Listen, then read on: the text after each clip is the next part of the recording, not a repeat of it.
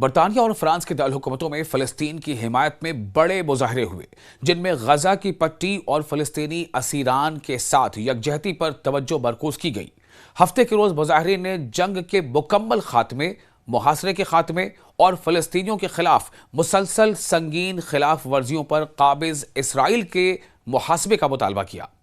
London में Buckingham palace के करीब रेड रिबन यानी सुर्ख पट्टी रेड रिबन मुहिम के तहत इस यकजहती तकरीब को इनेकाद किया गया, जिसके मुंतज़मीन के मुताबिक इसका मकसद बरतानवी अवामी शऊर में फ़लस्तीनी कॉज को जिंदा रखना है। मुजाहिरीन ने एक बड़ा बैनर उठा रखा था जिस पर दर्ज था कि काबिज इसराइली उक़ूबत खानों में 9100 फ़लस्तीनी असीर मौजूद है, यानी कैदी मौजूद है, जिनमें 3500 यानी 3500 से जायद इंतजामी हिरासत में हैं। तकरीबन 400 बच्चे और 50 से जायद खवातीन शामिल हैं, लेडीज शामिल हैं।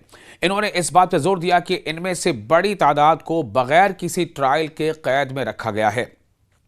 मुंतज़मीन ने बताया कि लंदन के सयाहती मरकज का इंतखाब इसलिए किया गया ताकि पैगाम को ज्यादा से ज्यादा लोगों तक पहुंचाया जा सके।